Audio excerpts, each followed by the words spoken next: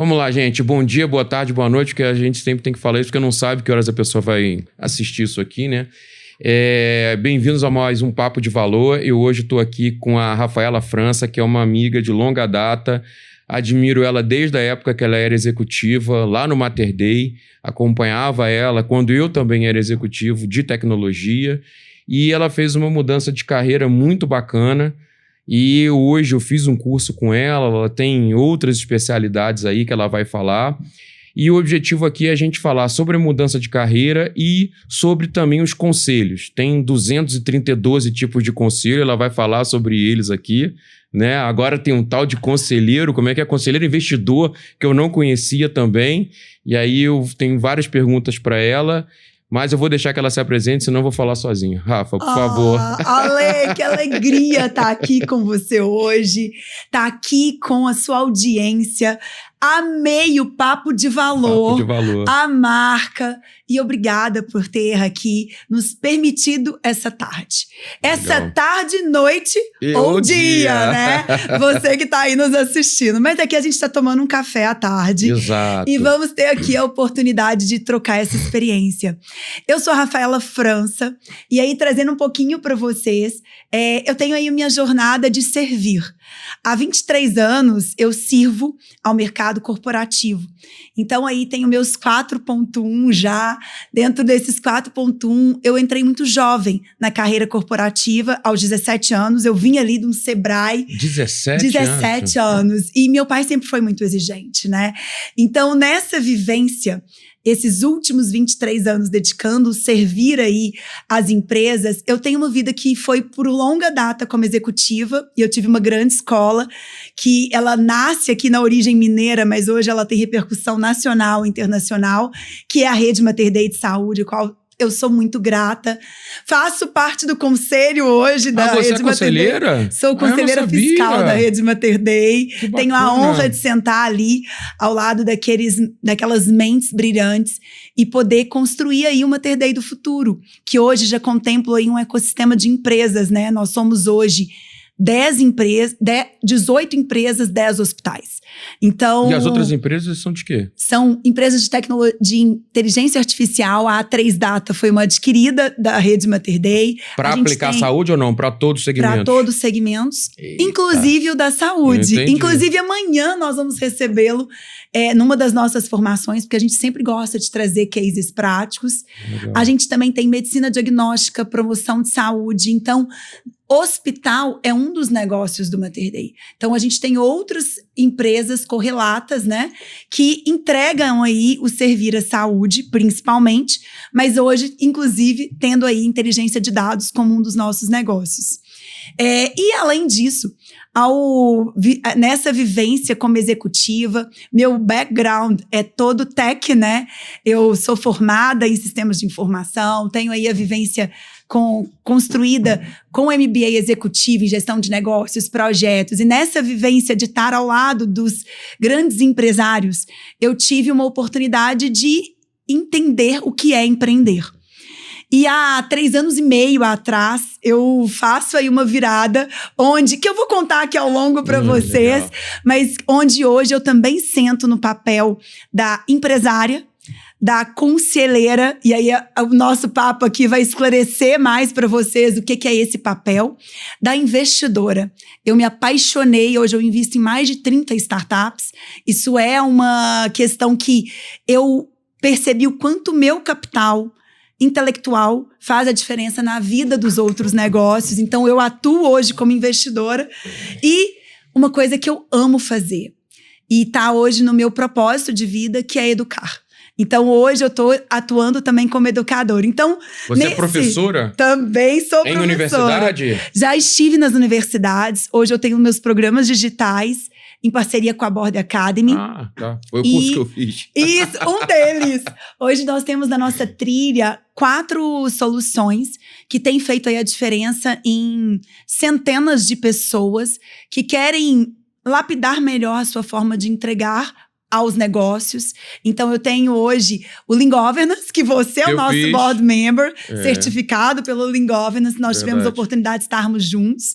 Nós temos também o Lean Investor, que é o conselheiro investidor. Pois é. A gente tem mostrado sobre essa trilha como você investir de forma mais assertiva nos negócios. E não adianta só investir com capital financeiro. Você tem que fazer aquele negócio prosperar. Então, o capital intelectual, relacional, que é o que a gente chama de smart money, é o core disso. E a gente tem... a minha especialidade é saúde, porque é onde eu estive, é a indústria que eu estive ao longo de toda a minha trajetória profissional. E na saúde, nós construímos uma formação de conselheiros empresariais da saúde. Então, nós certificamos conselheiros especificamente para a indústria da saúde, trazendo cases práticos. É um programa fantástico, onde a gente tem médicos, profissionais da saúde, biomédicos, farmacêuticos, líderes da saúde. Então, é uma comunidade em que a gente discute governança na saúde. E nós temos também um tema que está aí no auge, a inteligência artificial na saúde. A gente acabou de lançar, já é um programa que estamos aí com 91 pessoas... 91, porque eu gosto de ser precisa, hein? 91 pessoas que estão conosco na jornada. A gente lançou ele agora na FISWeek, em novembro. E a gente está terminando já a jornada, a parte de imersão de conteúdo. E tá emocionante. Ontem a gente recebeu no programa o Robson Capasso, foi meu professor em Stanford. Eu tive a oportunidade de estudar lá um tempo. No Vale do Silício, e junto com ele me ensinou várias métricas da inovação. Legal. E ontem ele esteve conosco, dividindo aí o palco para poder mostrar o quanto a inteligência artificial precisa ser pauta dos conselhos, mas mais do que isso, a gente precisa de ser um intermediário, porque as pessoas, a inteligência artificial hoje, ela tem uma superficialidade. Com a popularidade dela, ela trouxe uma superficialidade também. Então, como que a gente traz isso para a saúde? Com os princípios de governança, com os responsible AI, né, com os critérios. Então, hoje, nós temos aí essa formação também, que é o IA na saúde. Mais do que tudo, assim, Ale, eu falo que a minha vida é servir. Hoje, eu dedico grande parte do meu tempo na cadeira do servir aos conselhos e servir à educação. Se a gente puder fazer a diferença na vida do outro, esse é o meu propósito. Quando eu falo, até me emociono, porque, de fato, quando você encontra aquele eixo que você fala assim, cara, é muito bom quando você vira o seu óbvio é um milagre do outro. Entendi. Então, hoje essa jornada é uma jornada de servir, servir, servir, trabalho, trabalho, trabalho. E, claro, fazendo essas mudanças aí. Então, a Rafa, ora é mãe, sou mãe do Gabriel. Tenho aí meu esposo, Armando Dumont, uma pessoa importante na minha jornada, na minha trajetória. Temos aí também, a Rafa é família. A Rafa é extremamente, esse valor de família é o que me guia, mas quando eu posso transcender o amor para um colega que eu estou formando, para uma pessoa que eu conecto a um conselho, para uma empresa em que a gente faz a diferença nos resultados dela, é isso, é trabalhar e servir. Esse é o lema, isso que importa. Mas me diz aqui, como que você chegou nisso? Porque é o seguinte, você foi executiva durante a sua vida inteira. 20 anos. 20 anos. Em algum momento você saiu disso e você foi, né, explorar outras coisas. A Rafaela Conselheira já era sabida que ia para esse viés ou não? Isso foi acidental? Não, isso foi... Eu costumo dizer que existe uma conspiração divina. E aí, eu vou contar pra você o que é essa conspiração divina. É claro que essa conspiração divina tem que estar com a gente pronto pra servir. Sim, sim, sim. Olha o que acontece, né? Ao longo de 20 anos, eu servi a rede Mater Dei de saúde, iniciei minha jornada lá como estagiária. E fui galgando etapa a etapa. A cada ano no Mater Dei, para não dizer semestre, eu tinha novos e novos desafios. Eu nunca fiquei estagnada no Mater Dei. Lá eu encontrei uma empresa que eu amo muito e que me deu a oportunidade de me desafiar e de ir entregando. Então, ao longo dessa jornada, Meu background é tech, então eu fui CIO por longa data, né, por maior parte dessa jornada executiva. E eu tive a oportunidade de apoiar a rede em startar novos hospitais. Então, eu fui superintendente da área de infraestrutura. Cheguei a cuidar da área de... Infraestrutura? Facilities? Facilities, equipamentos médicos, obras e reformas. O Hospital da Contorno aqui, maravilhoso. Eu fui uma das responsáveis pela entrega do Hospital da Contorno e de Betim. Então, toda a parte de engenharia predial, engenharia clínica, que é o que a gente chama dos equipamentos médicos, que é um insumo muito importante na saúde. Caro. Vital e caro, exatamente. E toda a operação, né, desses equipamentos com a infraestrutura, que é o que serve aos clientes no fim do dia. Então, eu tive nessa jornada executiva uma grande escola na Rede Mater Dei. E eu tive a oportunidade de ter ali, de estar ao lado do Dr. Salvador, que até hoje vivo, uma pessoa que eu honro muito, sou muito grata, de estar ao lado do Henrique Salvador e do José Henrique Salvador, que hoje é o nosso presidente lá. E ao longo da jornada, nessa escola, eu tive as melhores práticas de governança aplicada. A Rede Mater Dei é um exemplo. Depois a gente pode aprofundar mais, mas eu não conheço uma empresa familiar que tenha sido tão sábia na sua forma de construir a governança. E na minha escola, chega um determinado tempo da minha jornada que é como um chamado começa a acontecer. Mas aí você via, desculpa interromper você, mas aí você via a governança do ponto de vista da executiva, não do ponto de vista do conselho. Só prestava conta para o conselho. Exatamente. Só que nessa época, eu já começava a ser convidada a estar dentro de conselhos. Já? Já. Eu já sirvo aos conselhos há 8 anos e meio. Como?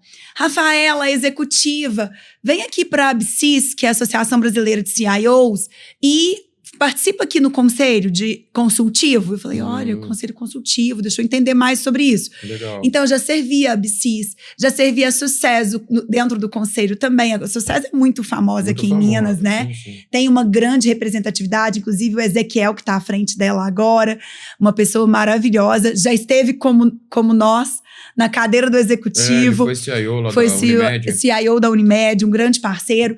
Então, eu já servia ao conselho, mas eu não entendia que conselho era uma profissão. E aí, por isso que eu falo que é uma conspiração divina. Quando eu tomo a decisão, e eu tomei a decisão e pedi demissão da Rede Mater Dei, por alguns motivos. Um dos principais eixos era o valor da minha família. Eu tinha um filho de 3 anos que ele não tinha tido tempo de ter o calor da mãe. Porque eu, com 1 mês e meio, 1 mês e meio de vida do Gabriel, eu já estava voltando à operação de executiva. Eu amo trabalhar. Então, nessa vivência, eu lembro que o Neymar, nessa época, veio para a Rede Mater Dei. Ele foi fazer a operação do pé lá, Ele fez a operação e o Gabriel foi em 2017. O Gabriel, 1 mês e meio, o Neymar estava dentro da Rede Mater Dei. Eu falei, eu não vou deixar ninguém cuidar dessa segurança da informação dele, não. Eu vou pessoalmente. E aí eu lembro que isso foi uma forma de eu voltar com 1 mês e meio. E aí de lá eu sou meio que imparável, sabe, Ale? Eu gosto de ser imparável. Então, uma das coisas que me fez repensar a carreira da executiva foi o valor da família e a necessidade de dar atenção ao meu filho. Nós também temos uma empresa, eu invisto na área de agro, junto com meu esposo, atualmente, lá em Bonito, no Mato Grosso.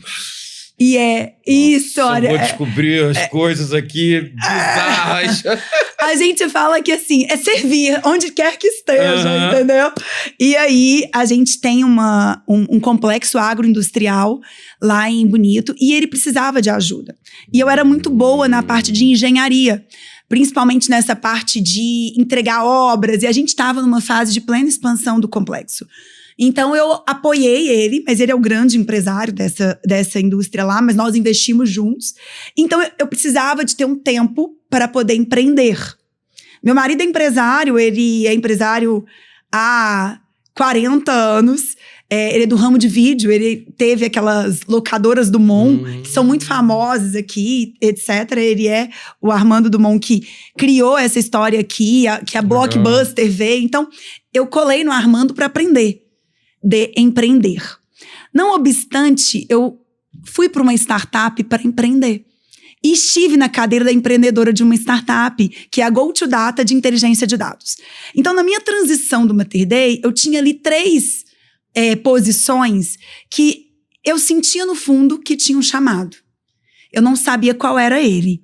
E aí, eu já servia aos conselhos, comecei a me desligar como executiva. Eu pedi demissão e fiquei 7 meses no Mater Dei fazendo a minha transição.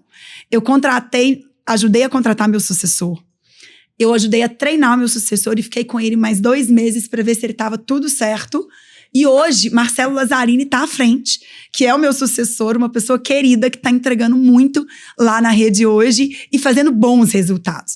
Mas muito porque nós fizemos uma transição no nível que o Mater Dei sempre tem. Fazer uma transição muito robusta.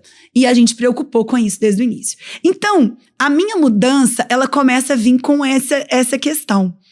Quando eu saio e anuncio que eu estou fora do Mater Dei e venho a proposta de estar na GoToData como empreendedora, eu começo a viver na pele você sair de uma grande empresa que tinha uma grande governança, que tinha processos robustos, instituição robusta de liderança, para uma empresa que é uma startup que não tinha estrutura. Nenhuma. Porque as startups não têm estrutura. Exatamente. Então, eu comecei a conviver e nessa startup tinha um conselho. E essa pessoa é uma das minhas inspiradoras no conselho, que é a doutora Marta Gontijo, uma querida, um beijo para ela, porque ela foi uma inspiração. E eu comecei a servir ao conselho como empreendedora. E eu vi que eu não queria estar na cadeira da empreendedora. E eu vi que eu queria colocar aquilo que eu tinha aprendido ao longo dos meus 20 anos no Mater Dei, mas eu queria colocar de forma proporcional dentro das startups. E aquele chamado foi começando a vir. Quando, de repente, eu começo a ser convidada para, além de estar nas associações como conselheira, de estar numa startup. E uma startup de um grande amigo, e ele vira para mim e fala assim, a gente quer remunerar. Eu falei, o que, remunerar? Isso é remunerado? Porque eu estava acostumada a servir aos conselhos pela vida executiva, mas sem ter a remuneração, sem entender que é uma profissão, por trazer ali meus insights de executivo. E aí ele falou, sim, eu tenho certeza, é uma startup da área da saúde, e eu tenho certeza que você vai poder contribuir. E começou a me fazer proposta. Proposta, inclusive, olha, a gente te remunera de forma híbrida, você pode começar com uma remuneração, uma contrapartida financeira. Eu falei, nossa, se esses caras me querem como conselheira, eu vou ter que estudar, né? Fui estudar. E aí foi quando eu conheci a Border Academy, em 2021, quando eu conheci o Faria Souza, que é o nosso CEO, o Eduardo Gomes, que é o presidente do conselho, e fui fazer a certificação. Saí de Belo Horizonte para fazer a certificação lá em São Paulo.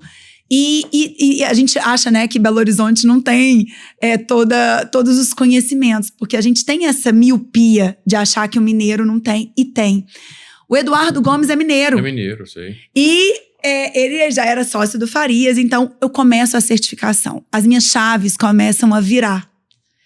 E aí, daquele chamado, empreendendo lá em Bonito, já atuando ali na transição como empreendedora, com a certeza de que eu não queria estar na cadeira, mas eu queria ajudar aquela empresária a fazer acontecer. E começando os convites para estar no conselho, eu falei, gente, isso é uma profissão.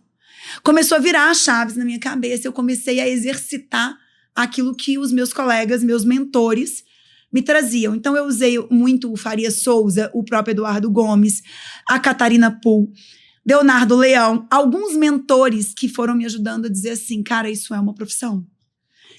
Pega isso e começa a exercitar. Então eu comecei a me profissionalizar. E sabe como você faz isso como um chamado? Só que eu comecei a me envolver muito com o ecossistema de inovação. E o ecossistema de inovação é um ecossistema que não tem estrutura, que não tem investimento. E eu falava assim, gente, mas lá na Rede Mater Dei, eu tinha diretores, gerentes. Aqui é um CEO para fazer tudo que o gerente faz, para fazer o acúmulo de funções é muito comum nas startups. Então eu logo pensei, não dá para poder aplicar E eu tive muitos conflitos, tá, Lê? Eu tô te resumindo aqui. Sim, imagina. Mas se você depois quiser, eu choro as pitangas aqui pra chegar onde eu cheguei. Entendi. Porque... Não, a gente vai falar sobre isso. Não foi Quais foram simples. os grandes desafios? Quais foram os maiores? Os maiores, eu vou te contar. Primeiro, eu queria ser a executiva na cadeira do conselho. Tudo errado. Eu queria dar o tom de executiva na cadeira do conselho. Essa é uma boa pergunta. Qual é a diferença de uma executiva para uma conselheira? Muito diferente. Em tese não, na prática, o que um conselho faz que uma diretoria não pode fazer? Perfeito. Só para você entender uma analogia que eu vou trazer. Nós, quando estamos na cadeira do executivo, a gente tem uma operação para entregar. As metas estão ali sendo nos direcionadas e a gente tem uma miopia da operação. Porque a gente tá ali, preciso de entregar... no meu caso, eu preciso de entregar a disponibilidade de sistemas de 99,9%. Você não pode parar o sistema, agora você tem que achar uma forma de fazer qualquer atualização em plena operação. Então, on-site. Hot, exatamente. E ambientes de missão crítica, como você conhece, você era sempre ali instigado por metas e operação. Olha, tá lotado porque tá vindo uma pandemia. Covid tá aí. Você precisa de entregar, o sistema tem que ter 30 segundos nessa tela. E a gente, então, sempre tá ali. Eu falo que o diretor, o executivo, ele tá o tempo todo ali com as rédeas para colocar no prumo a equipe para fazer acontecer as metas. Só que muitas vezes é nesse movimento que ele não olha pro lado. Ele não olha pro além. Por quê? Porque ele está focado naquela operação. O conselho, ele é a pessoa, ele é o responsável por ter o olhar externo, por ter a visão, que muitas vezes aquele executivo está míope. Por quê? Porque ele está ali focado naquela meta. Ele não quer olhar se tem outra aliança de parceria para fazer. Ele não quer olhar para daqui a um ano que ele vai ter que ter, às vezes, uma disrupção completa do negócio dele que vai sumir e que vai virar um outro negócio.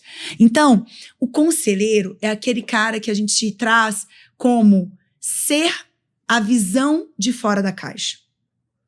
A visão que não tá naquele dia a dia, que não tá ali afobado na entrega, mas que ele é capaz de olhar os contextos e trazer as provocações. Então, você tem também o conselho consultivo e administrativo, que daqui a pouco eu te conto mais disso. E o fiscal, quero também entender a diferença do fiscal. Mas vamos lá. Eu conto todos esses aqui para você. Mas, para a gente poder entender. Então, o conselho é aquele profissional que vai trazer uma visão do olhar externo, das possibilidades do que aquele negócio tem. Ele vai construir pontes. Ele vai ser capaz, inclusive, até de trazer com o seu capital relacional possibilidades de um novo fornecedor, um novo cliente, uma nova perspectiva de negócio. Olha, imagina você congregando esse produto com esse produto. Olha, esse produto com esse vira um novo business. Para que você vai ficar investindo nesse produto que você já sabe que ele tem, já tem fim marcado? Você vai ficar insistindo nele? Então, ele te traz essas outras conjunturas. Por quê? O papel do conselheiro tem que ser de trazer as provocações, fazendo com que o executivo saia do eixo da operação e olhe outras oportunidades que ele não viu. Como que ele faz isso? Mitigando os riscos. Então, ele traz uma visão de mitigar riscos que, às vezes, mas a minha empresa já tem certificação de qualidade, ela já olha para os riscos. Ok, mas será que ela está olhando para o risco de uma nova receita? Da receita que está findando? De um comportamento diferente da população que está fazendo que hoje nós não vamos ter hospitais daqui a 5, 10 anos. Cada vez mais as estruturas, vou dar o exemplo de hospital que fica claro pra gente. Na área da saúde, nós estamos vivendo exatamente isso. Cada vez mais as estruturas arquitetônicas, elas não vão ser mais necessárias, porque a gente está levando a saúde para dentro da casa das pessoas. A gente hoje, com os nossos relógios, com os nossos equipamentos, com os nossos vestíveis, a gente hoje consegue, através de IoT, ter um acompanhamento do paciente em casa. Sim, sim. Cada vez mais, e está muito mais do que claro, nós sabemos disso, que a população ela vai viver mais. Já está vivendo mais. Por quê? Porque a gente está aqui trabalhando em cima da promoção. Então, se o dono do hospital estiver continuando pensar em negócios dentro da estrutura hospitalar, dentro de um hospital, tá errado. Ele vai ter que continuar a existir? Vai. Mas, seguramente, daqui a pouquinho, nós não vamos precisar de fazer uma endoscopia indo no hospital. Hoje já tem pílulas sendo testadas, em que você toma a pílula, em 10 minutos, ela passa no seu corpo e ela já dá o diagnóstico para o médico. Para que eu vou no hospital? Você está entendendo? Sentido, então, esse tipo de provocação dos novos negócios é um papel do conselheiro. Seja qualquer tipo dele. Seja um conselheiro de administração, consultivo, um conselheiro fiscal. É claro que cada um deles tem as suas responsabilidades e particularidades. Uhum. Mas ser conselheiro é se colocar nessa posição de mitigar o risco, de olhar por essas novas conjunturas, mas principalmente de iluminar o caminho futuro daquela organização. E que, muitas vezes, no dia a dia, a gente não dá conta enquanto... Eu sento na cadeira da executiva hoje, de novo. Hoje eu lidero 4 soluções na cadeira da executiva, dentro da cadeira de empresária. E vou te dizer, Ale, se eu não tenho meus conselheiros me puxando, eu fico míope. E olha que eu sou formada em conselho, mas quando eu tô na cadeira da empresária, eu tô na cadeira de entregar a minha solução, muitas vezes, mas é muitas vezes. Semana passada eu tive reunião de conselho dessas minhas soluções. E os meus conselheiros me trouxeram vários pontos que eu não estava vendo. Então, para que o conselheiro existe? Para tirar a miopia do empresário. Para trazer para ele luz que hoje ele não enxerga daqui a 1 ano, 5 anos, ou até de possibilidades. Mas para isso o conselheiro tem que estar preparado. Mas ele não tem nenhum papel dentro da estratégia a curto prazo? A curto prazo. Vou te dar um exemplo aqui. Né? A gente implementou alguns ERPs na nossa vida, a gente sabe que isso é caríssimo. Né? E também tem um custo operacional muito alto. Né? Então, imaginando que a gente vai fazer um projeto desse que custa, sei lá, vamos ser otimistas, 5 milhões, né? E existe uma decisão de que aquele negócio precisa daquele ERP. Aonde o conselho entraria numa situação em que você tem um capital intensivo muito forte, precisando ser implementado, né? Precisando ser aportado, e um capital também, né? E um custo operacional muito alto. Aonde que o conselho, do ponto de vista prático, entraria numa situação dessa? Deixa eu te dizer, antes de entrar nessa sua pergunta, deixa eu trazer uma consciência para os nossos telespectadores aqui. Conceito é importantíssimo. O conceito, para que a gente entenda. Então, a gente já entendeu que o conselho tem que ser o olhar externo. Perfeito. E a gente já entendeu que existem vários pontos de governança. Então, para uma empresa, para um negócio, para uma cidade, para organismos, né, que geram valor, se sustentarem, eles usam a governança. Perfeito. E é importante entender que governança não é o conselho. Conselho é um dos atributos da governança. Então, entenda. E não o inverso, né? A governança, né? Um dos atributos da governança também é o conselho. É o conselho. Então, às vezes a gente acha assim, se não tem conselho, não tem governança. Não tem governança. Não. É verdade. A governança, ela acontece com a diretoria executiva, com os gestores, que sejam eles corporativos ou de áreas. É uma estruturação de governança, que são processos, sistemas, que vão fazer com que a gente tome decisões mais assertivas. Perfeito. Então, é uma cadeia de processos, é uma cadeia de hierarquias, às vezes. Eu não gosto de muito hierarquizar, mas é uma cadeia de responsabilidades que criam essa governança. O conselho é uma delas. O conselheiro é uma dessas interfaces. Entendi. Que a gente chama de pilares que garantem a governança e a sustentabilidade dos negócios. Interessante. Depois de trazer isso, eu queria que a gente entendesse também que existe o conselho consultivo e o conselho administrativo. Legal. Nós temos aqui empresas, vou começar pelo conselho de administração. Por favor. Empresas que o conselho de administração, ele normalmente é regido por legislação. Então, empresas que têm capital aberto na bolsa. Tem que ter um conselho administrativo. Ele tem que ter um conselho administrativo, ele tem uma legislação a ser seguida, Legal. com rotinas de reuniões, com prestação de contas, com regras bem claras do que tem que ser seguido, tá? E o conselho de administração, ele tá ali para poder ser um direcionador da diretoria executiva, daqueles executivos, daqueles gerentes, daquela operação. Então, o conselho de administração, ele está olhando também para o futuro. Ele está olhando para o futuro, mas ele tem regras para serem exercidas. Então, ele, para além de olhar a visão de fora, ele também tem que seguir regras como prestação de contas, como, por exemplo, deliberar. Então, o conselho de administração, ele tem um papel de administrador.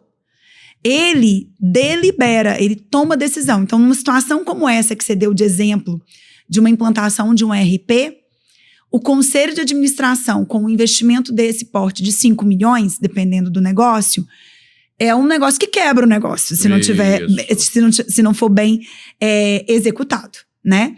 Então, o conselho de administração, ele vai ter que ser aquele olhar de entender o que o executivo está querendo com aquela proposta de troca do ERP, desse investimento de 5 milhões. Ele vai olhar e ele vai, além de olhar, provocar, questionar, validar se os administradores e os executivos estão tomando um caminho certo. Ele faz isso através de perguntas, solicitando resultados, solicitando, às vezes, uma matriz de alternativas. Eu já apresentei várias matrizes de alternativas para conselho de administração. Legal.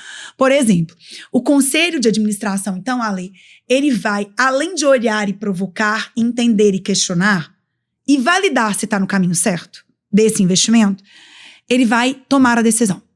Ele vai deliberar. Porque o papel do conselho de administração é deliberativo.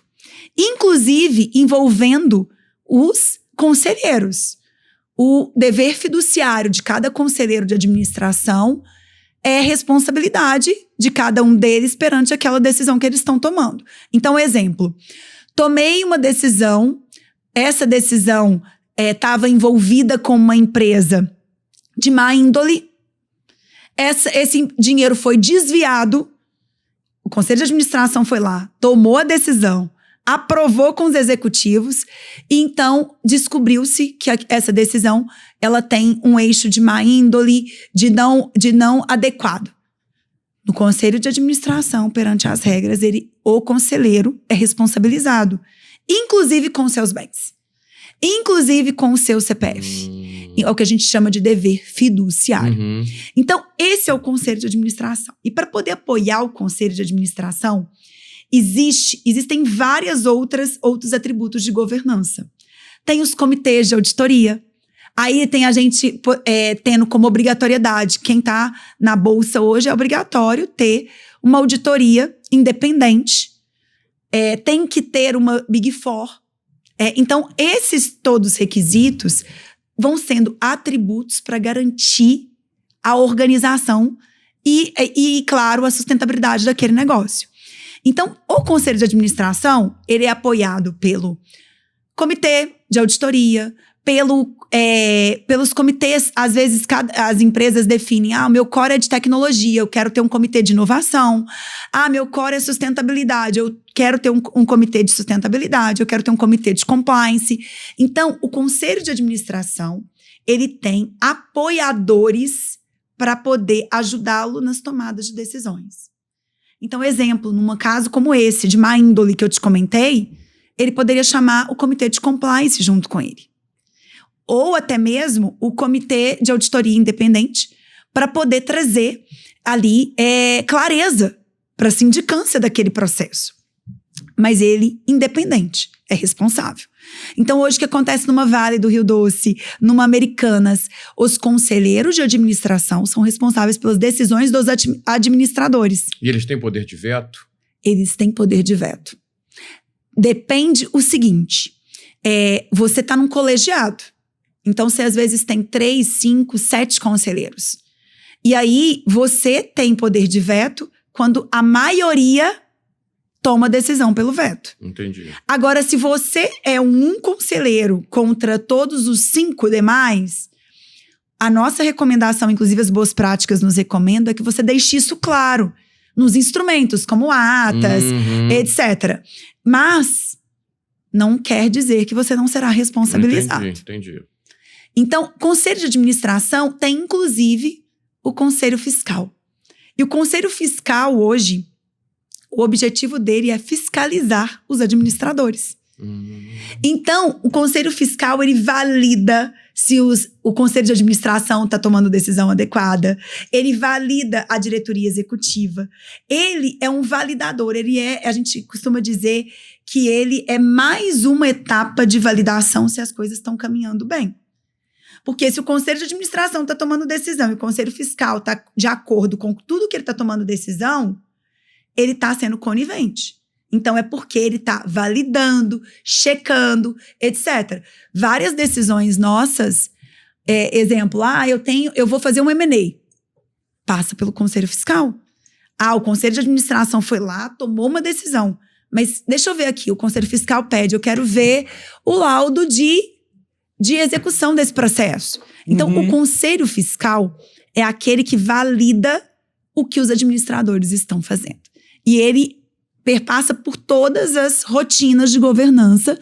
Eu tenho uma rotina que eu faço visitas presenciais à instituição, que eu atuo como conselheira fiscal, para poder ver se na operação que a gente fala é o que a gente está executando. Então, o poder do conselho fiscal é de fiscalizar. E se tiver alguma coisa errada, todos os meses a gente presta conta para, no meu caso, a B3.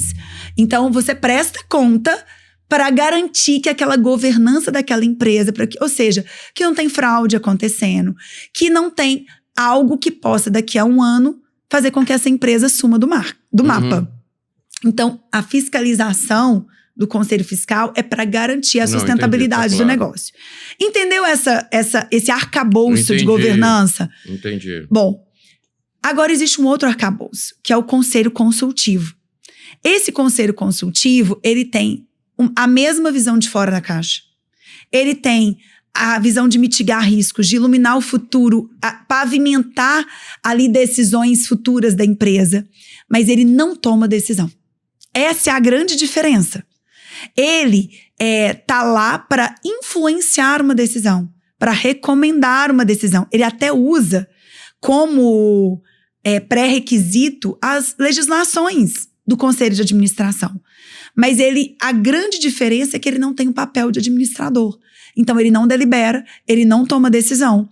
E hoje, cada vez mais, a gente tem visto um crescimento do Conselho Consultivo.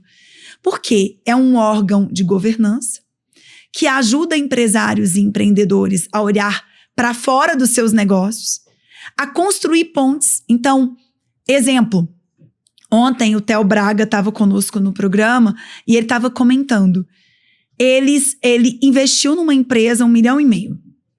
E aí, ele trouxe para a empresa várias conexões, vendeu ela por 32 milhões.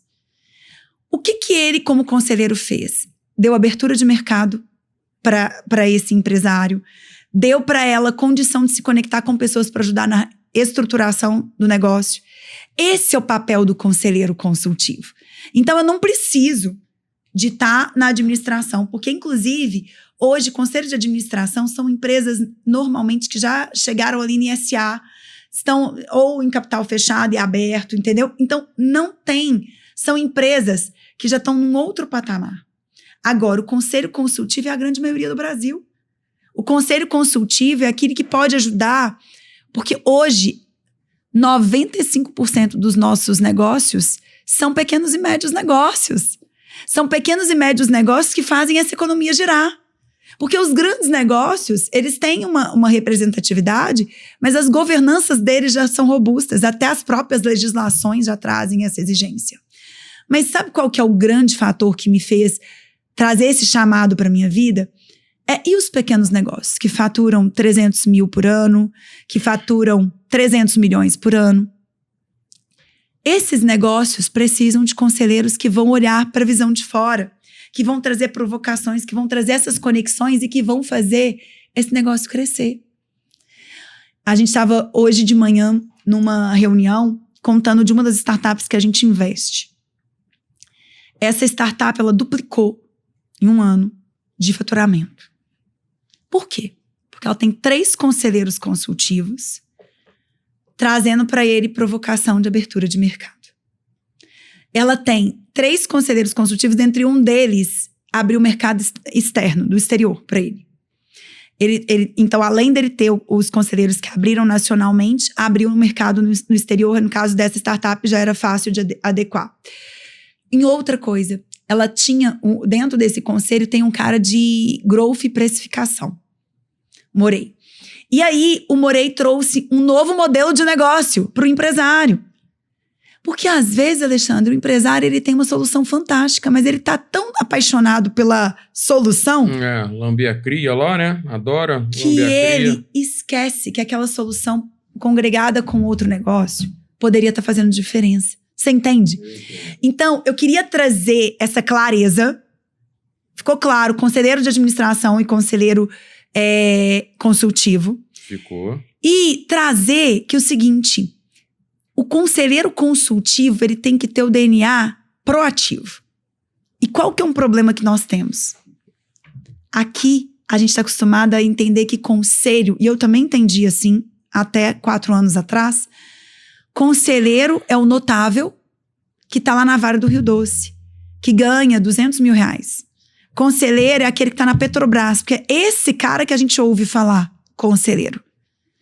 Só que a gente está vendo que existe um mercado muito maior no Brasil e no mundo, tá? Porque os Estados Unidos, ele é bem à frente da gente.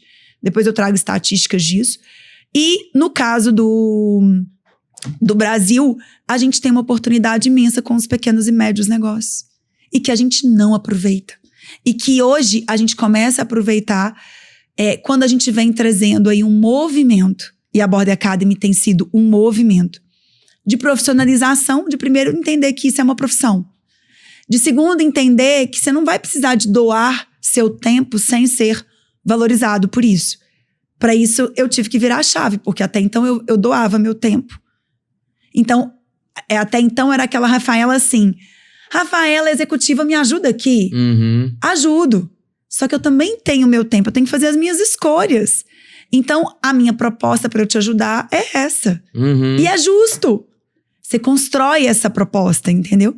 Então, o que eu quero te dizer assim, é um movimento que, na minha opinião, ainda ele é sim silencioso no Brasil, mas ele tem tomado corpo nesses últimos 3 anos, porque a gente está começando a ver isso acontecer com a Border Academy trazendo isso, a Startse trazendo isso, G4. É um grande grupo de empresários e empreendedores. Eles têm conselheiros. Eles contam dos conselheiros deles. Então, quem quer colocar dedo na ferida, quem quer olhar para o seu negócio para além do dia a dia da operação, já está fazendo esse movimento. E está tendo bons resultados, porque às vezes uma provocação mínima que o Alexandre traz, que para o Alexandre é óbvia, ela vira o negócio do cara. Entende? E aí, essa virada de chave é que nós, enquanto conselheiros, temos que ter de entender que a gente precisa de ter uma postura proativa. De ter uma postura que aí é o que você falou do curto prazo. Eu vou te trazer agora, fechando esse tema. Eu amo olhar para o curto e médio prazo. Porque o conselheiro, ele fica na empresa de 1 a 2 anos é o ideal. Esse é um outro ponto. Porque senão ele fica míope de novo. Vai começar a entrar na operação e achar Você entendeu? Tudo, claro. Então, o ideal, as boas práticas recomendam até 2 anos. Então, dentro dessa visão de curto prazo, eu gosto sempre, quando eu entro numa empresa para ser conselheira, de trazer ali um diagnóstico. Do diagnóstico, eu escolho 3 a 5 temas prioritários para o empresário e para o empreendedor. É onde eu ia perguntar. Qual que é a diferença, né, entre um conselho administrativo e fiscal, que, pelo que você falou, ele é muito mais passivo. Ele espera, eu não sei, é uma pergunta, né? Ele espera essas deliberações chegarem para que então ele diga tá ok ou não tá ok. E quando você fala do conselho consultivo, a minha impressão é a contrária. É um conselheiro, né? Que aí depois a gente vai entrar no outro mérito aqui de se ele é conselheiro, se ele é consultor, se ele é mentor, se ele tem vários outros nomes aí, né? Porque não precisa ser necessariamente o conselheiro. O que você está me falando é que um consultor poderia fazer isso. Olha, poderia. Tem um monte de negócio aqui que tá bom que você não está enxergando. Mas depois você explica. Então, é real isso? O conselho administrativo dessas grandes empresas e tal, ele é muito mais passivo para deliberar, ou ele também tem um papel ativo de dizer, olha, a estratégia essa é melhor, tem um negócio aqui, é diferente? Ele deve ser mais ativo e proativo. O que eu vou te dizer é que a maioria das vezes a gente ainda percebe um conselho de uma escola antiga. Uhum. Feito de notáveis, que são mentes brilhantes, mas perfeito. Que muitas vezes não estão dando ali transpiração para aquele negócio. Então, eu costumo dizer que não adianta você ser uma inspiração para a empresa se você não transpirar aquilo num resultado de curto e médio prazo. Uhum. Então, em linhas gerais, hoje eu percebo os conselhos de administração mais passivos.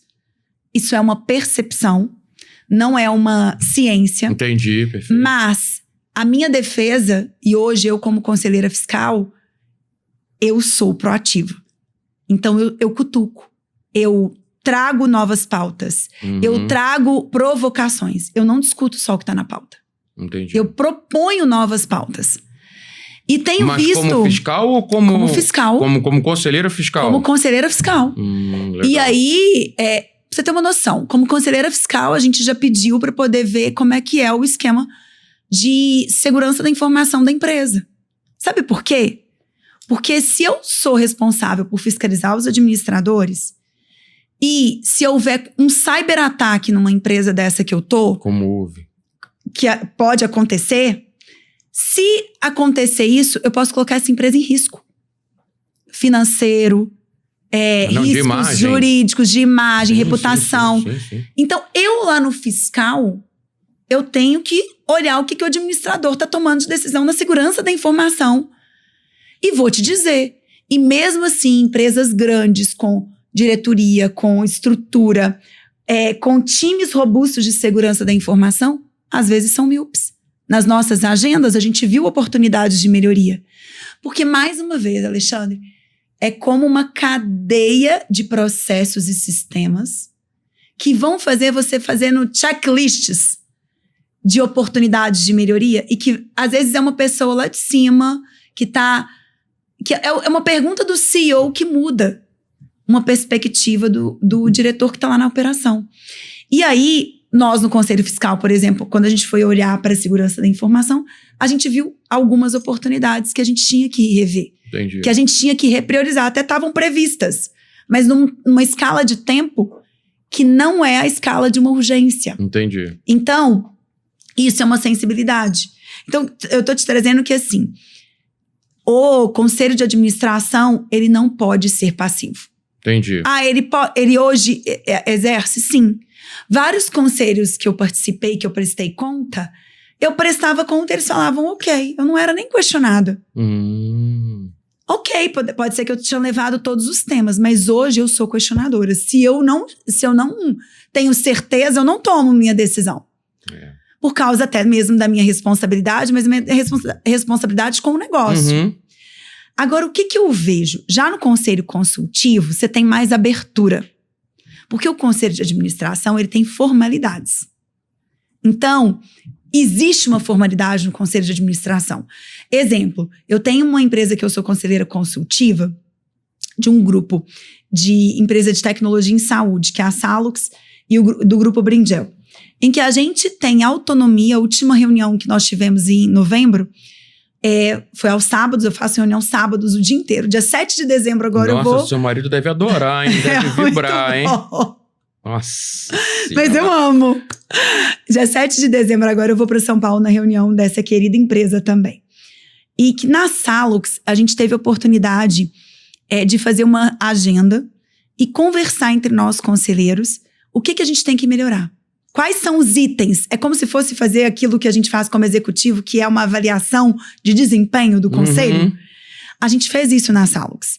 Mas, por exemplo, eu tenho outros conselhos que são tão formais que eu não tenho essa liberdade de pedir uma análise 360. Aí sabe como que eu faço? Eu vou no CEO. E aí, o que você acha que eu posso melhorar?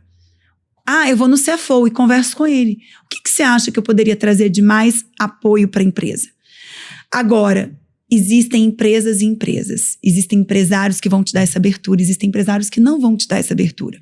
Então eu falo que o papel nosso enquanto conselheiros, isso foi uma coisa que eu tive que aprender, que eu me frustrei muito. E foi um grande desafio para mim, você perguntou de desafio. É ser mais adaptável.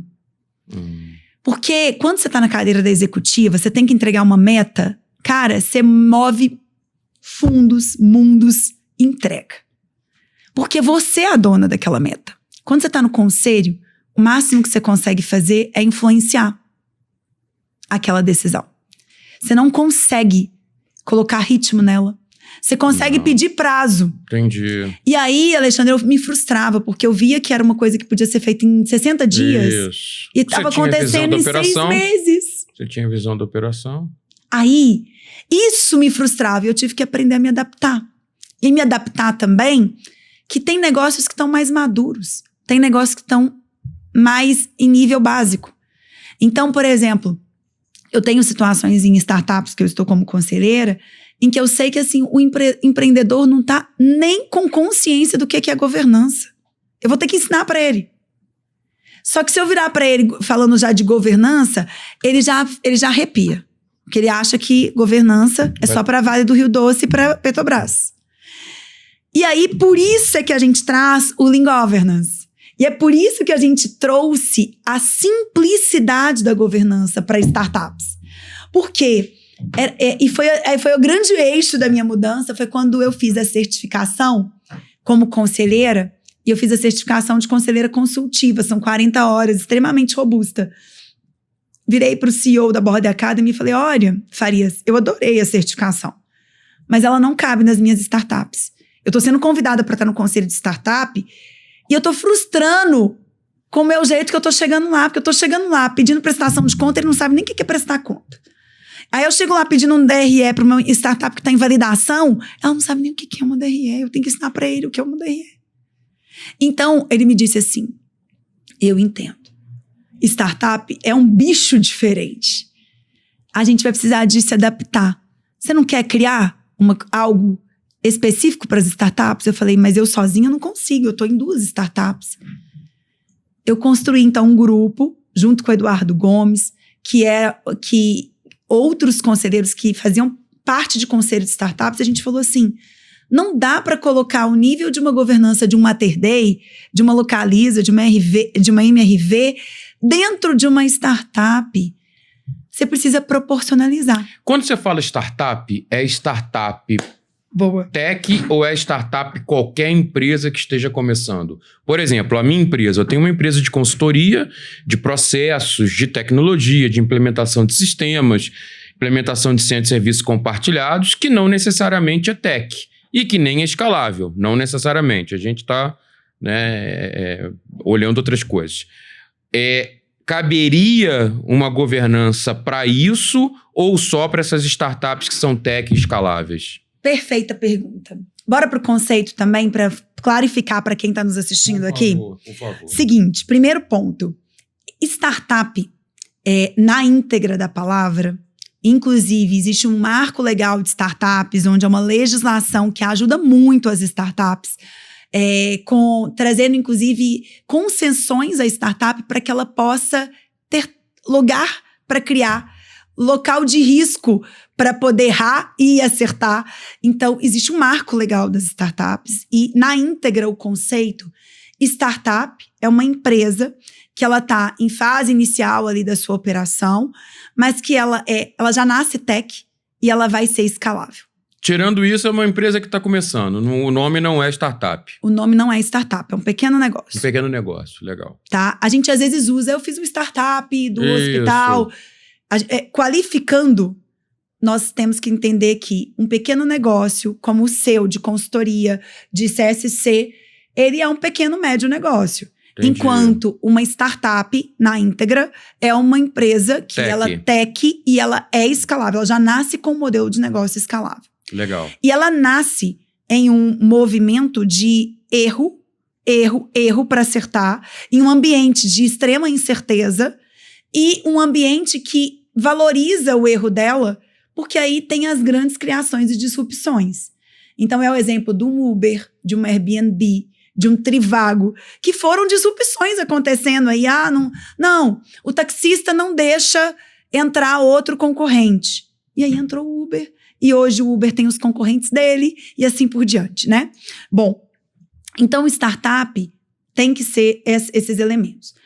Agora, o seu negócio poderia ter uma governança proporcional? Claro.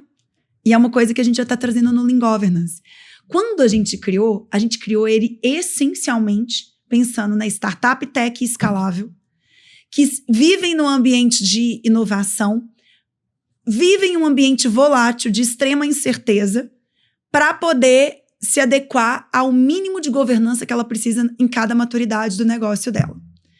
Só que quando a gente começou a ver, a startup ela é um pequeno, médio negócio. Sim, claro.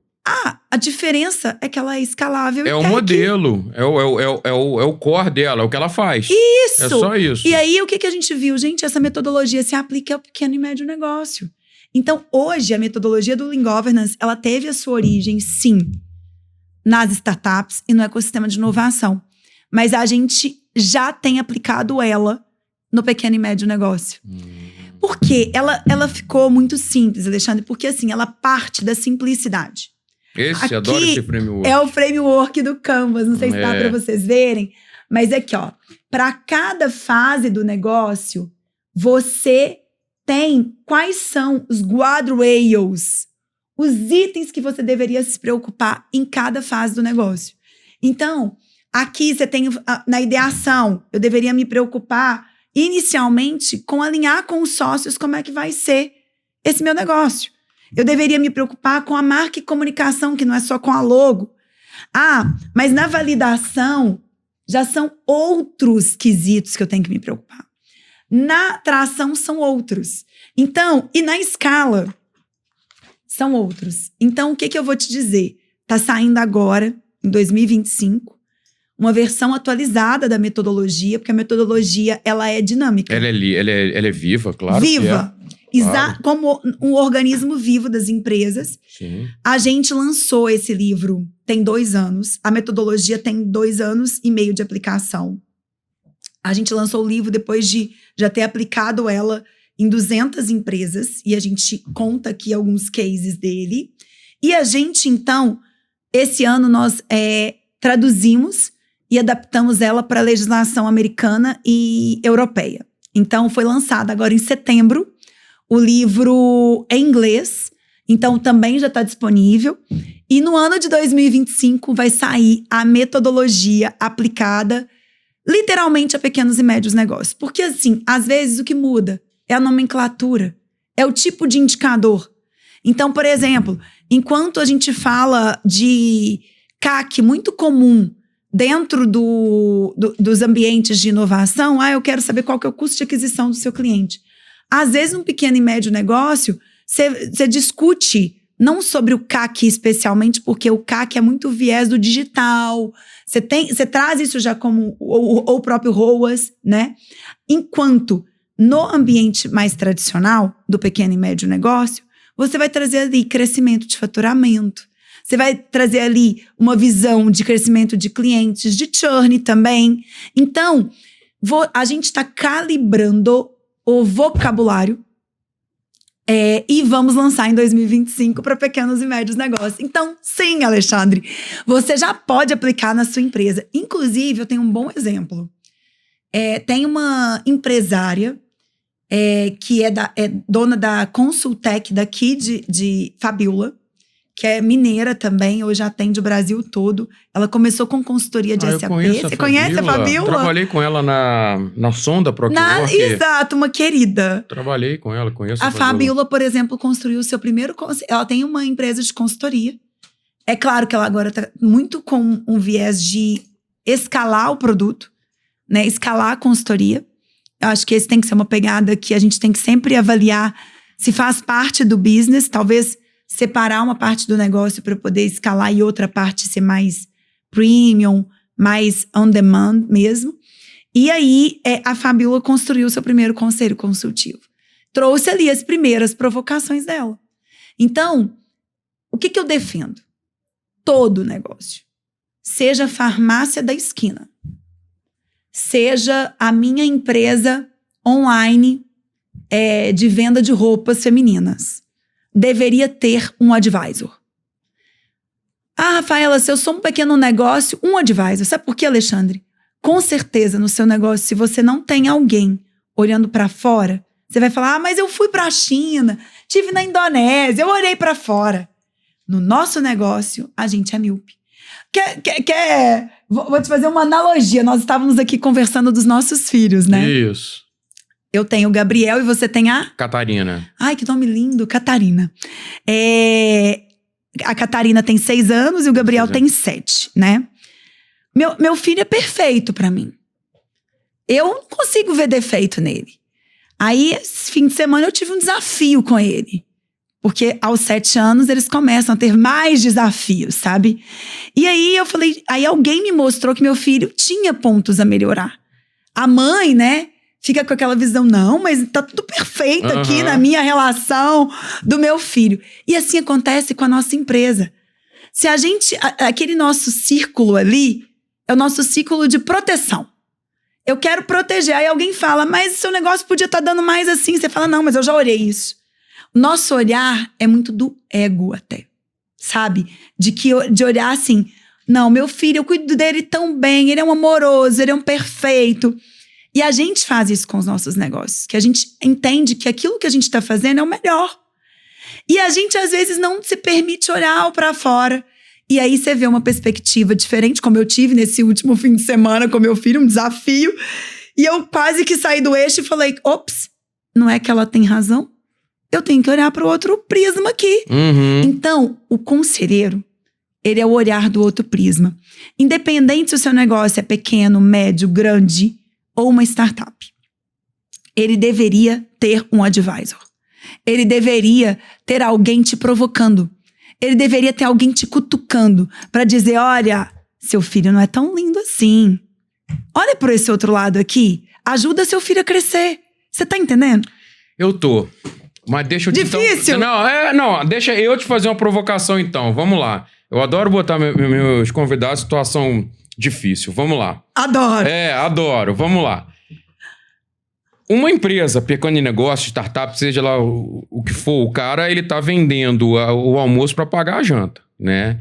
E é lógico, ele quer ter o máximo de informação possível porque ele quer ser bem sucedido, seja lá o que for, né? E quando você tem de fora um conselho, um advisor, seja lá o que for, para que você consiga alavancar, ok, né? Mas o que eu vejo no seu discurso é um discurso, posso estar errado, tá? Muito de governança, organização, né? De botar o negócio nos eixos. E no fim das contas, o que o cara quer é vender mais, o que o cara quer crescer. É faturar mais, é crescer, né? Então, como que a gente associa esse conselho, que mais uma vez você falou, depois eu queria que você abordasse mais sobre a parte conceitual de advisor, mentor, consultor, etc.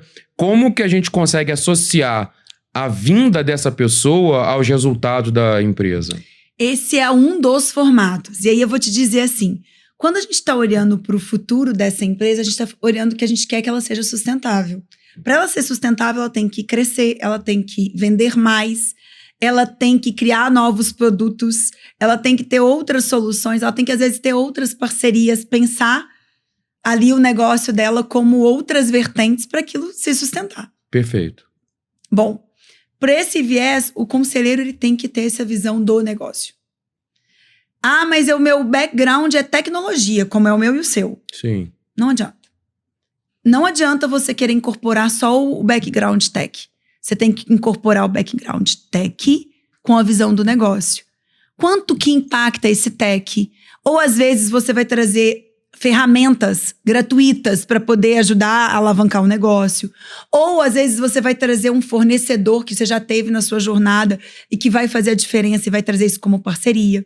Então, seguramente, o conselheiro tem que estar olhando para sustentabilidade, para gerar valor para aquele negócio. Então, seguramente ele vai olhar receita, faturamento, resultado na veia. Como que isso pode ser construído?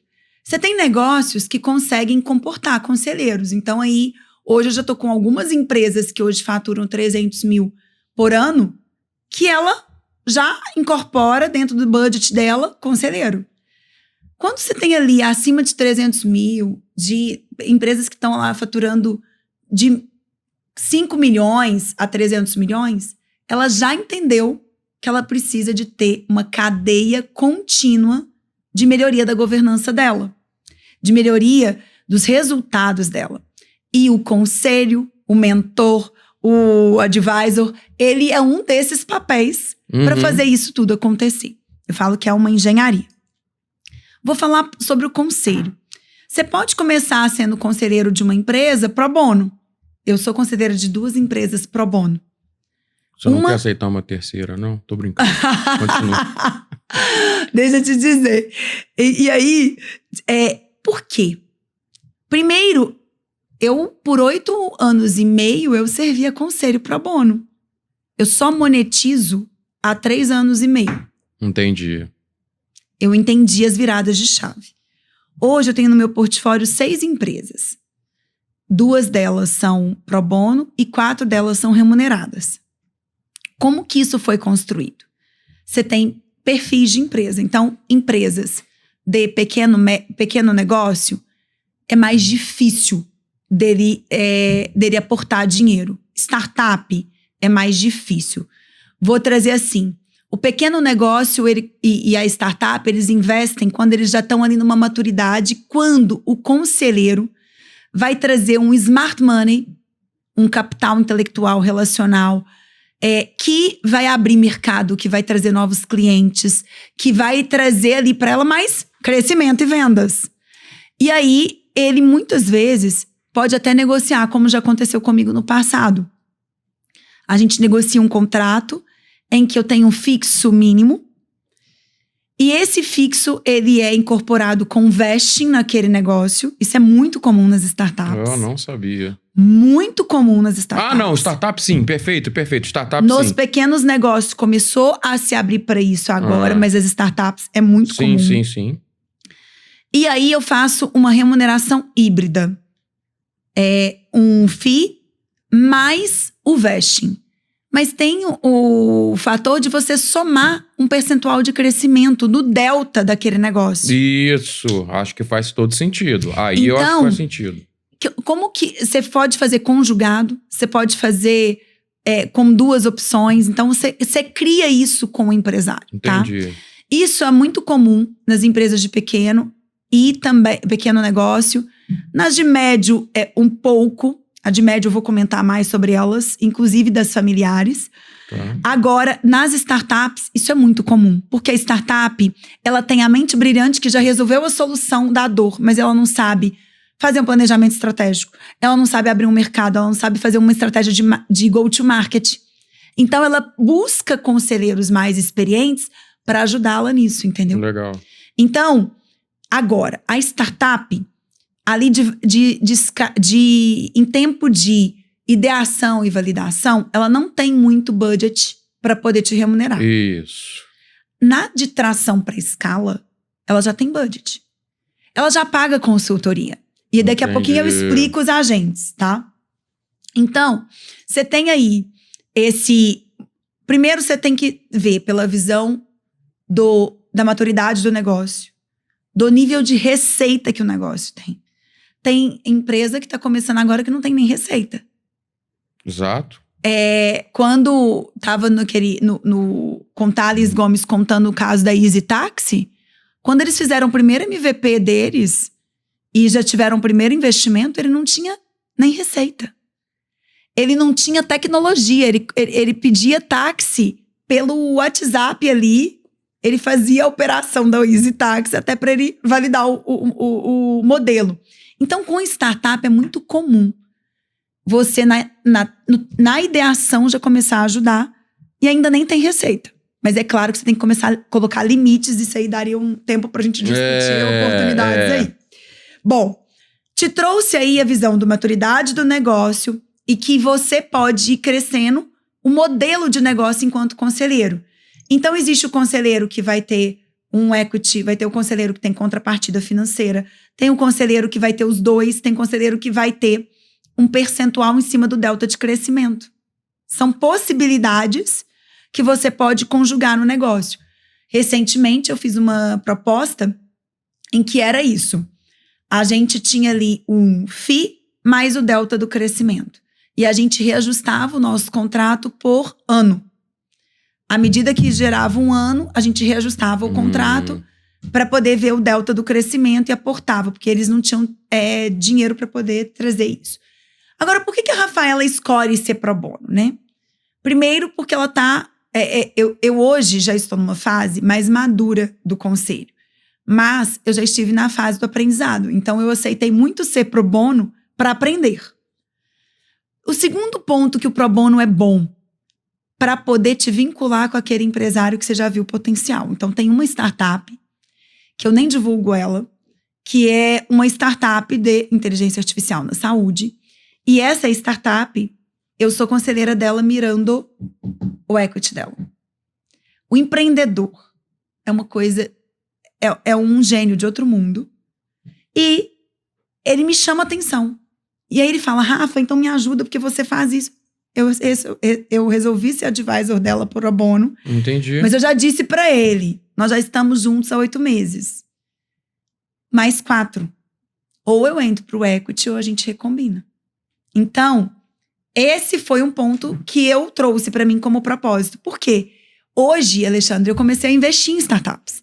Rafaela, de onde veio isso? Eu comecei a entender que eu podia ajudar o negócio. O negócio crescia, eu falava, mas eu quero ser parte. Isso começou com aquela primeira startup que me chamou para poder ser investidora e que eu falei assim, nossa, mas o que é contrato de vesting? Eu não sabia nem que era isso. E aí eu comecei a abrir, a entender e eu comecei a investir. Hoje eu invisto em mais de 30 startups. Estou fazendo agora um novo aporte no início do ano para um outro pool. Hoje eu aprendi mais sobre isso. Aliás, eu estou numa trilha de aprendizado de investidora, porque eu te confesso que, assim, é um aprendizado contínuo. Eu fico sempre antenada. Meu conhecimento vale ouro para aquela empresa, vale um percentual no equity, então eu quero fazer aquela empresa crescer. Eu agora, na Black Friday, eu comprei todos os cursos da G4, porque eu tô colada naqueles caras, eu quero aprender tudo para poder melhorar minhas startups em crescimento. Mas me tira uma dúvida, você não acha que isso começa a conflitar um pouco com o papel de conselheiro? Porque você fala muito dessa miopia, né? Quando você está em operação, né, você tem uma miopia de que aquela operação precisa funcionar. E quando você está fora como conselheira, você não tem essa miopia, você quer fazer o negócio crescer. Quando você começa a colocar dinheiro lá e, ao mesmo tempo, você é conselheira, você agora começa a ultrapassar aquela barreira voltando para a operação. Depende. Olha qual é o ponto. Se você é uma conselheira proativa, você não vai aceitar ser conselheira daquela startup que você está investindo por mais de 2 anos. Você vai querer retrofitar aquele conselho. Se você já... Retrofitar, gente. Estamos aprendendo novos verbos. Uma coisa que eu sou boa, viu, gente? É de criar novas palavras. Novo verbo. Retrofitar. Então é você fazer aquilo de novo. Como é que é? Retrofitar é você fazer uma revitalização daqueles conselheiros. Entendi. Ale, se quer que o negócio cresça, Você vai continuar na miopia de ser conselheira ad eterno daquela empresa? Não, de jeito nenhum. Não. De jeito nenhum. Então você coloca gatilhos, que assim, eu sou conselheira dessa empresa por no máximo 2 anos. Essa empresa agora, ela tá com um desafio, exemplo de marketing, de posicionamento de mercado. Eu não tenho esse skill. Esse não é meu core. Entendi. Eu vou trazer alguém que é bom de posicionamento. Se é esse o desafio da empresa pro próximo ano. Entendi. E aí, eu já queria te trazer também clareza, mais uma vez, de conceito, que é bom a gente ter essa qualificação sobre os papéis, né? Você tá trazendo isso. Isso. Eu, ora, tô com papel de conselheira, de consultora, de investidora, de mentora. Como é que é essa diferença? Isso é uma coisa que nas nossas formações a gente tem um zoom grande nisso para poder preparar as pessoas, mas de forma simples, tá? Ser mentor, consultor, advisor, conselheiro, todos esses são agentes de governança. Diretor, executivo, todos eles são agentes. O que cria uma empresa que é uma empresa forte em tomada de decisão, em visão de longevidade, é uma empresa que tem cadeias de fazer isso acontecer. Então, que o empresário tem um advisor provocador. Que um empresário tem um diretor executivo para poder conduzir ali as operações. Que o empresário, ora, vai ter um mentor. Eu vendo consultoria, eu vendo vendas complexas. Eu vou pegar um cara muito bom aqui, que é de vendas complexas, para ele me ensinar como é que eu posso vender mais. Você pode trazer um mentor. Não, eu tô com um desafio aqui de gestão de processos. Eu tenho que trazer um consultor. Porque tudo que eu tô te falando é governança, você tá entendendo? Concordo. Só que são papéis. Então eu acho que assim, uma boa governança, ela é feita de um arcabouço de papéis. Ela é feita onde você consegue congregar a inter-relação desses papéis. Então, eu tenho uma diretoria que tem um corpo executivo, que presta conta para um conselho consultivo, que hora ou outra traz mentores, que hora ou outra vai trazer um advisor sob demanda. Então, eu defendo que a gente tem que ter um arcabouço de papéis, tá? Aí, onde que eu vou trazer dos papéis? Quando a gente fala de um papel de advisor ou conselheiro, aqui no Brasil não existe diferença significativa. Ela é simbólica. O advisor é conselheiro, o conselheiro é advisor. Entendi. Só que o advisor é quando ele tá sozinho, sem um colegiado. Entendi. E o conselheiro é quando ele tem um colegiado. Então, ele participa de um conselho de mais de uma pessoa e ele precisa de ouvir o colegiado, ele precisa de consensar.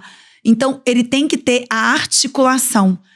Enquanto um advisor, ele tá ali trazendo os inputs diretamente, às vezes, para a diretoria ou para o empresário, diretamente, tá? Isso. Então, nos Estados Unidos, não existe essa diferença. Lá é tudo advisor. Lá eles já trazem como advisor para tudo, tá? Aí eles têm um council, que vira uma... Tem o chairman.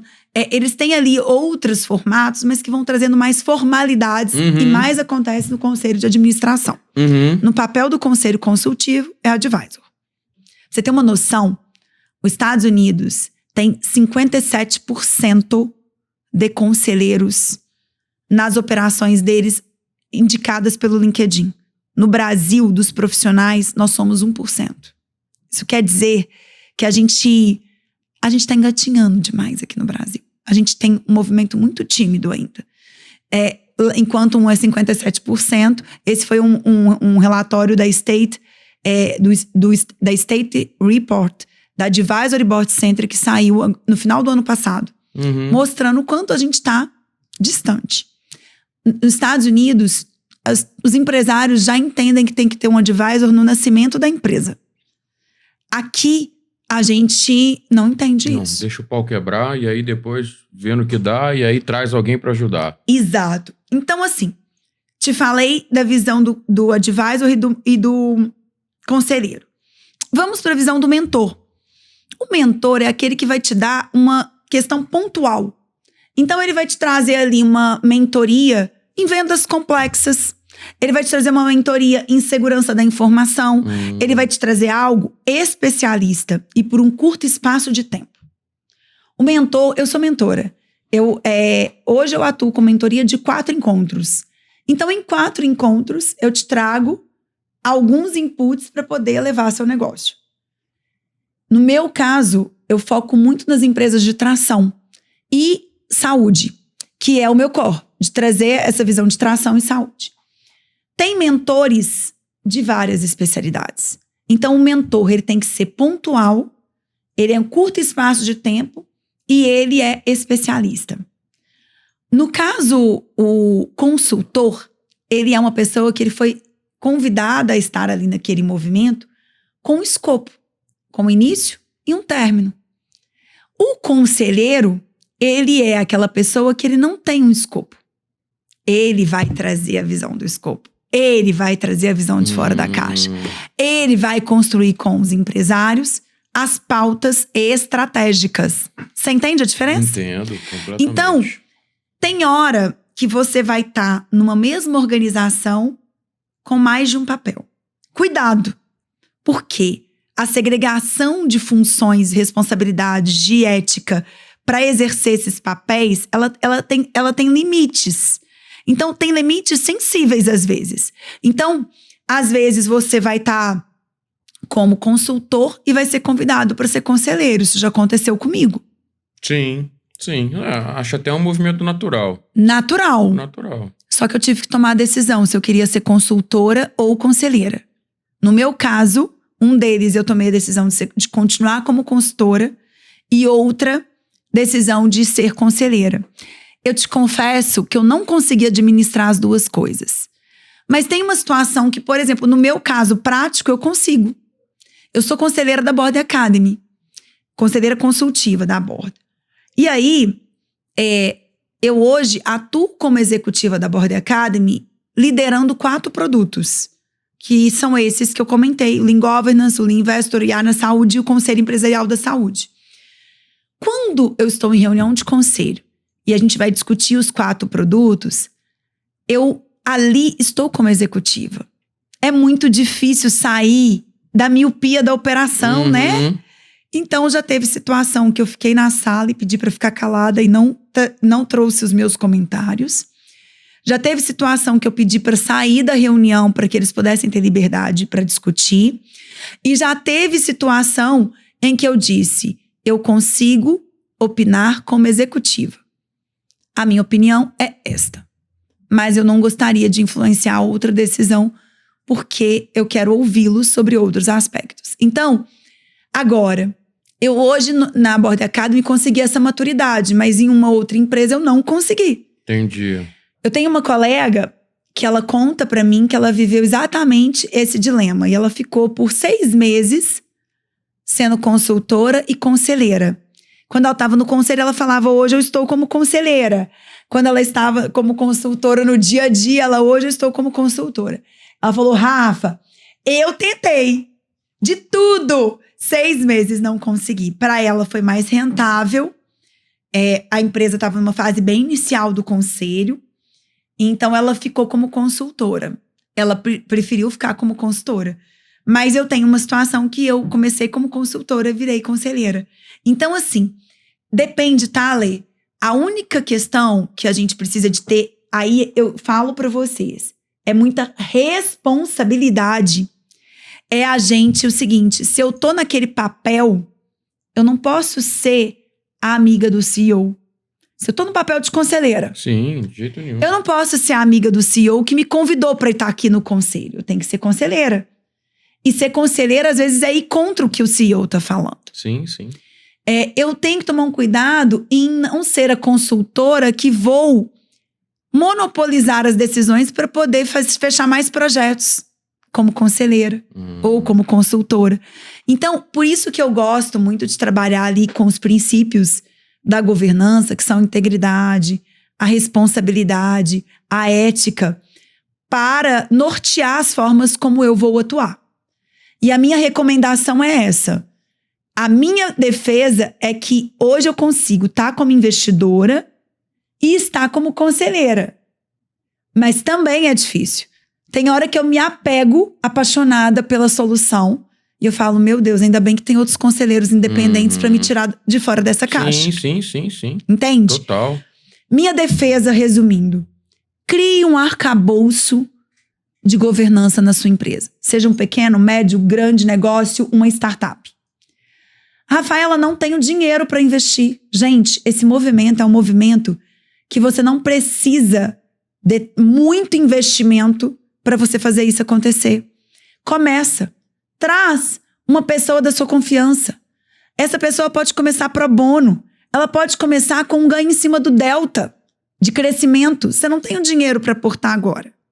Mas daqui a 6 meses, se ela fizer um bom trabalho com você, esse delta cresce, remunera. Eu não vejo problema. Eu tenho um exemplo do Comitê Orbitz que funciona muito bem. É um comitê lá de São Paulo, são executivos, conselheiros. E querida Dalberto, César Bertini, eles fazem muito isso. E os negócios estão voando. Porque eles são ex-CEOs de grandes empresas, como o Adalberto da Microsoft. E ele tá lá ajudando o negócio a crescer. E à medida que ele ajuda o negócio a crescer, ele ganha em cima do delta. Ele não ganha no dia 0. Ele ganha daqui a 6 meses. Então, fantástico esse modelo. Eu nem sabia que ele existia. Esse modelo é um modelo que eu falo assim... Eu até quero usar na minha empresa. Eu até quero conhecer. O que eu falo, tá, Alexandre, é que o empresário como você, ele tá tomando muitas vezes a decisão sozinho. Se você tiver alguém podendo te olhar para te provocar para olhar para fora, só que aí tem um porém. Esse alguém tem que ser diferente de você. Ele tem que ser independente. Para mim, sim. Ele tem que ser imparcial. Ele não pode ser seu amigo. Sim. Porque se ele for seu amigo, ele não vai te trazer as provocações para você sair. Pô. Eu costumo dizer pro meu sócio que nós somos muito poucos complementares, somos muito similares. E similaridade é terrível, você precisa de heterogeneidade, né? Porque quando você tem homogeneidade, você tem... como é que dizem, né? Que quando todo mundo concorda, né? Todo consenso ali... Todo consenso é burro, né? Todo consenso é burro. Unanimidade. Toda unanimidade é burra. Eu tô com você. Entendeu? Então nós somos muito similares e pouco complementares. E eu preciso de complementariedade. Preciso. Então, traga um arcabouço de governança. Hoje tem mentores pro bono. Tem conselheiros pro bono. Porque isso é uma outra questão, tá? Eu sirvo uma outra instituição pro bono, que é pelo propósito. Eu quero ajudar a crescer aquele negócio, entendeu? Entendi. Então, você tem, além de pessoas que sim querem ser valorizadas e remuneradas, tem muitas pessoas que querem fazer isso por propósito. Sim. Eu hoje estou conectada a dezenas, centenas de pessoas que muitas vezes elas falam assim pra mim, Rafaela, o que eu quero é servir. A consequência vai ser o resultado financeiro. Entendi. E assim, quando você começa a incorporar o servir, você começa a ver que, assim, o que você trouxer vai voltar pra você. Sabe? Então, eu sempre falo assim, eu nunca tô ali pensando no quanto vai voltar pra mim. Eu tô pensando sempre em quanto aquilo vai ecoar no outro. Legal. Naturalmente, existe uma lei do universo perfeita, por isso que eu te falo da conspiração divina, que comigo o conselho aconteceu como um chamado. Foi o dia em que eu fui convidada para ser conselheira, entendi que eu tinha que certificar. Falei, mas essa certificação não cabe nas startups, preciso criar um método. Criamos o método. Do método a gente falou, nossa, mas isso tem que ser uma formação. Imaginem se a gente puder ter mais pessoas fazendo isso em mais empresas. Porque a gente, quando sai da cadeira do executivo, a gente sai com aquela robustez, com aquela dinâmica toda do executivo que tem a nosso serviço... Todo um sistema, uma operação, uma dinâmica, uma rotina, não é mesmo? A gente tem os rituais, eu tinha os rituais dos squads, era uma coisa de outro mundo. Daily meetings. Isso, era o meu dia a dia. E aí eu falava assim, gente, se você puder trazer isso para um empresário, para ele ter uma visão externa e uma visão contínua, sabe? Eu sirvo hoje ao grupo Brinjel e a Salux e a gente está passando por uma grande transformação lá. Nós estamos juntos há 1 ano e meio. É um grupo bilionário, é um grupo que eu respeito demais. O Brinde é uma empresa familiar. Hoje eles têm 130 empresas. Quando eu entrei no grupo, nós éramos 55 empresas. Uhum. Eles vêm fazendo aquisições. É um empresário nato. O Sérgio é uma pessoa que eu admiro demais. E olhar para o Sérgio e ele ver assim... Gente, por que eu não descobri isso antes? Ele já montou o Conselho da Saúde, está montando o Conselho de Educação. E está querendo estruturar o arcabouço de governança da empresa dele. Por quê? Ele viu que se ele tem outras pessoas, além dele, dos executivos dele, olhando para o negócio dele, ele traz oportunidades. Entendi. Entendeu? Que antes ele não acessava. Então, é melhor você ter essas pessoas com você. E às vezes assim, olha, mais uma dinâmica, eu vou ter que ter uma agenda com essas pessoas. Sim. Sim, se traz benefício. Eu acho o seguinte, o empresário, no frigir dos ovos, ele quer o resultado, né? Exato. E se esse resultado vier através de conselho, que seja, entendeu? E agora pra gente finalizar, porque o nosso tempo já tá acabando. Jura? Juro, que delícia! mais de 90 minutos que a gente já tá falando aqui, o que é ótimo, né? Como... Porque assim, quando eu vejo o seguinte, quando eu, por exemplo, eu quero inovar, eu tenho o Orb Conecta, eu tenho o BH Tech, eu tenho 200 lugares onde eu posso recorrer. Mas quando eu quero procurar um conselheiro, eu não tenho. Como é que eu faço para eu acessar um hub, seja lá o que for, né? Como é que eu faço para acessar um pool de conselheiros onde eu possa fazer o uso e entender qual é o melhor conselheiro para minha realidade? Bom, ótimo ponto. É nisso que a gente, inclusive, tem profissionalizado aí o nosso servir. Na Board Academy, a gente criou, primeiro, algumas trilhas de aprendizado para certificar conselheiros.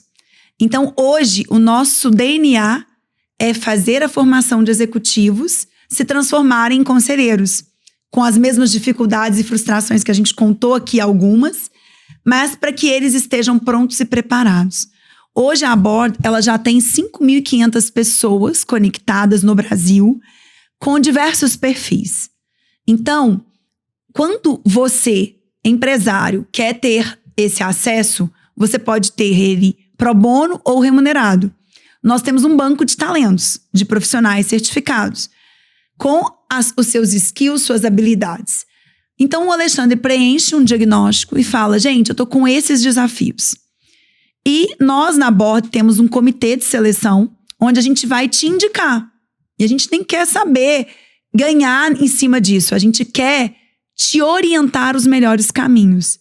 Então, a gente seleciona 5, 10 perfis e te encaminha. E você avalia, você faz entrevista. Rafaela, mas eu quero nesse momento pro bono. Tem essa modalidade. Não, Rafaela, eu já quero. Igual a gente está fechando agora para o Parque Tecnológico de Ribeirão Preto. Eu quero já conselheiros remunerados. Porque eu quero uma responsabilização maior. Então, você define o que você quer. A gente te apresenta, você faz a entrevista e é você quem define. A gente recomenda começar, não tenho nada, começa com pro bono. Começa fazendo uma rotina de governança. Daqui a pouquinho, deu resultado? Negocia. Não, bacana. Então assim, faz o seu jabá aí, como que o empresário consegue chegar até a Board Academy? Então, entre em contato hoje conosco pelo LinkedIn, pelas nossas redes sociais. Hoje, você tendo acesso à Board Academy, você consegue ver aí as diversas trilhas de nichos, de especialidades que nós temos. E aí, então, você lá coloca quais são os requisitos do que você precisa para o seu negócio. E a gente, então, seleciona, te encaminhando aí alguns perfis. Não obstante, a gente tem uma empresa hoje que é Hunter de conselheiros, Eita. que é a C-Level to Board. Pode conectar aí com a C-Level to Board, porque, Ale, a gente precisa de ser muito bom no que a gente faz. Então, a gente hoje trouxe Hunters de mercado preparados para poder trazer aí as melhores seleções. Então, a gente tem a C-Level to Board, que nos ajuda em todo esse processo de seleção. Nos contacte aí pelas redes sociais, boardacademy.com.br. Me siga também no LinkedIn, eu estou sempre aí à disposição para poder servir, nosso time está à disposição. E aí, o que a gente traz é governança, ela precisa de ser rotina e não gincana. E a gente tem mania de viver uma gincana muitas vezes. Como? Agora eu vou querer ser investido, eu quero captar recursos, aí eu corro para poder implementar a governança. O que a gente defende é que não. É que você, se você é um pequeno, médio negócio, tá ali em ideação ou validação, começa já a colocar o arcabouço de governança a seu serviço. E não precisa de ser com conselheiro. Começa com mentor, começa com consultor. Várias pessoas, board members que estão conosco, são consultores de governança. Sim, olha que fantástico. Ele entrega a metodologia que ele aprendeu para o mercado, num modelo em que ele já vai colocando ali o empresário na consciência da governança. Então, assim, eu queria agradecer imensamente, Ale, você por ter nos dado a oportunidade de trazer mais clareza para esse tema. É um tema que eu tenho hoje como um dos propósitos cada vez mais de conscientizar. Eu sou uma polinizadora desse tema, porque eu já acessei os benefícios dele. Eu sou conselheira remunerada, eu estou em conselhos em que eu vejo o resultado nos negócios que o conselho traz. Eu vejo que esse movimento é um movimento que ele precisa capilarizar. E sabe como que ele vai capilarizar? Pelas pessoas preparadas. Ele vai capilarizar quando o empresário entende que ele pode confiar em pessoas que vão trazer para ele, sim, provocações e que ele não vai se sentir intimidado. Entendi. Pelo contrário, ele vai entender que aquela pessoa está ali para somar ao negócio. Óbvio.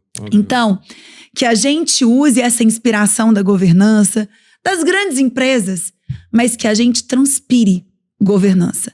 Não é sobre inspirar apenas. A gente precisa de transpirar. A inspiração é transpiração.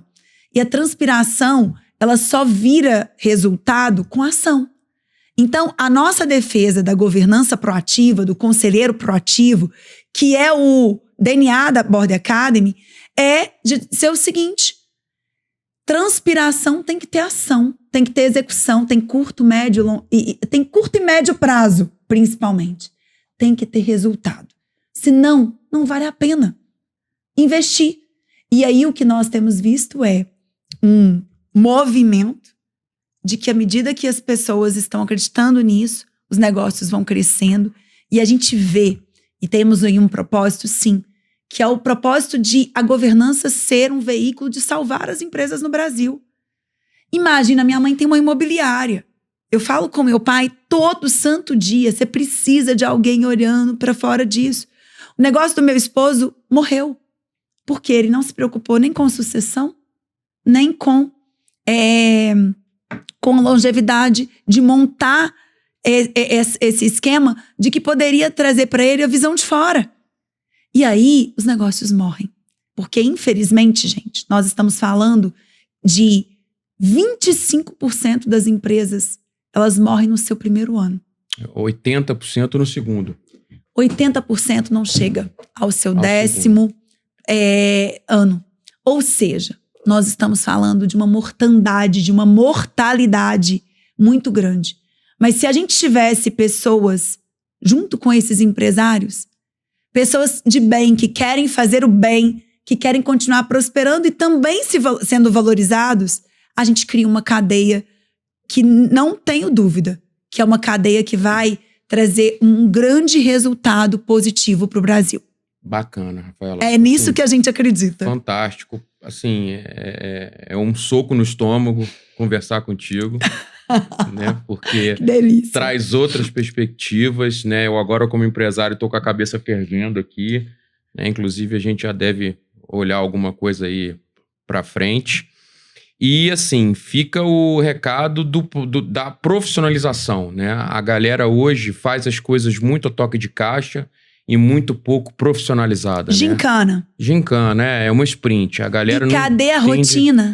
Cadê o processo, né? Eu costumo dizer isso. A galera hoje gosta muito de evento. Eu quero um evento, e tem que dar certo. Não, gente, não é um evento, é um processo. Vai acontecer. né? Então, hoje o sucesso ele tem que acontecer muito rápido e a galera não entende que isso vai acontecer à medida que você toma decisões certas. É isso. Né? Então, ótimo, assim, prazer enorme, muito obrigado, tá? Recomendo a Board Academy, eu fiz um curso lá, vou fazer mais, tá? Então, você que quer ser conselheiro, que acha que de fato faz sentido para você, recomendo os cursos da Board Academy, são sensacionais, tá? Bom, então é isso. Obrigado mais uma vez. Bora continuar com esse papo de valor. Papo de valor. Para que você continue trazendo aí muito amor, paixão e propósito. Porque isso aqui é permitir você ecoar esse propósito. Faça isso com muita intenção, que tá maravilhoso esse trabalho. A ideia é a gente sempre trazer conhecimento, né? Empreendedorismo, inovação, carreira. Então, a ideia é que a gente sempre traga conhecimento, tá bom? Bora juntos viver mais de rotina e menos de gincana. Sempre com o amor do servir. E quando a gente serve com amor, não tem jeito. Vai dar certo, vai ter bom resultado. E, principalmente, vai ter ação. Perfeito. É isso que muda o jogo. Perfeito. Um grande abraço, fico super à disposição. Gratidão pelo papo de valor, pelo Alê, que nos permitiu aqui essa tarde maravilhosa. Obrigado mais uma vez. Eu acho que eu vou trocar. Você é um host melhor do que eu. Muito melhor, apresenta muito melhor que eu. Muito obrigado, Rafaela. Nada disso. Obrigado. Felicidades, obrigada. Obrigado, Até gente. mais.